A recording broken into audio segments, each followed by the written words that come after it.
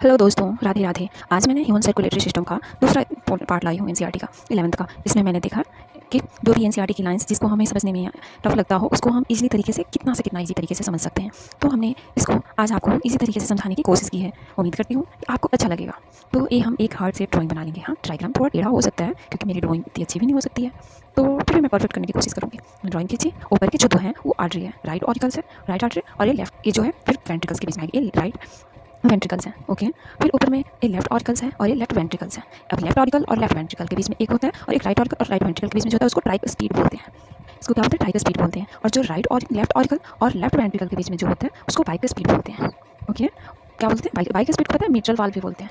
इसको हम बाइस्पीड जो हमारा है उसको हम मिट्रल वाल्व भी बोल सकते हैं।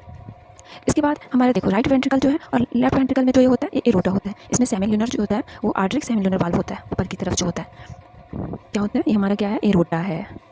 ये हमारा क्या है? आर्टरिक सेमिल्यूनर वाल्व है। ये क्या करता है कि बैक फ्लो को रोकता है जब बंद रहता है तो। हाँ, ये आर्टरिक सेमिल्यूनर वाल्व है। अब हम राइट वेंट्रिकल में देखें। राइट वेंट्रिकल में जो है ये पाल्मोनरी आर्टरीज है। पाल्मोनरी आर्टरीज है, क्या है? पाल्मोनरी आर्टरीज। और किसमें होता है? ये राइट वेंट्रिकल्स में होता है, राइट वेंट्रिकल्स में होता है। और इसमें होता है पाल्मोनरी सेमिल्यूनर वाल्व। क्या होता है? ऊपर की तरफ होता है। इसको क्या बोलते हैं? पाल्मोनरी सेमिल्यूनर वाल्व बोलते हैं। ये भी बैक फ्लो को रोकता है जब बंद रहता है तो।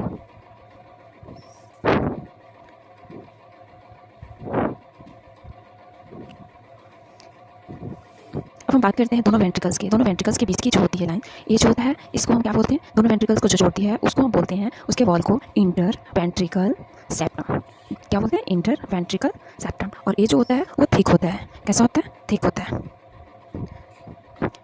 अब हम देखते हैं इन जो आर्टरी और वेंट्रिकल्स के बीच में जो वॉल होता है उसको हम बोलेंगे इंटर आर्टरियो वेंट्रिकल सेप्टम। इंटर मतलब क्या हुआ? आर्टरी और वेंट्रिकल के बीच में जो वॉल हुआ उसको हम बोलेंगे इंटर आर्टरियो वेंट्रिकल सेप्टम। ओके, अब चलो हम बात करते हैं दोनों आर्टरीज की। दोनों आर्टरी के बीच में भी वॉल है। अब इन वॉल्स को क्या बोलेंगे? जो वेंट्रिकल्स की मोटी होती है लेकिन इसकी जो होती है वो थिन होती है, तो इसको हम बोलेंगे इंटर आर्टरिया सेप्टम। क्या बोलेंगे? दोनों आर्टरी के बीच की जो है वॉल, तो उसको हम बोलेंगे इंटर आर्टरिया सेप्टम। और ये कैसा होता है? ये थिन होता है। कैसा होता है? थीन होता है, इंटर आर्टरिया सेप्टम। और इसको हम, ये जो होता है वो थीन होता है। ओके, कैसा होता है? थीन होता है। तो पता है मैंने कोशिश की है, फर्स्ट टाइम से कोशिश की है कि शायद आपको इजी लगे, और मैं ये पूरा चैप्टर्स आपको दूंगी। पूरी चैप्टर्स जितनी इजी वे में हो सके मैं आपको बताने की कोशिश करूँगी। हाँ, थोड़े मिस्टेक्स हो सकते हैं तो माफ़ कीजिएगा, फर्स्ट टाइम है तो आगे हो सकता है मैं इससे ज़्यादा बेटर आपको दे सकूँ जिससे आपको फ़ायदा हो। ओके।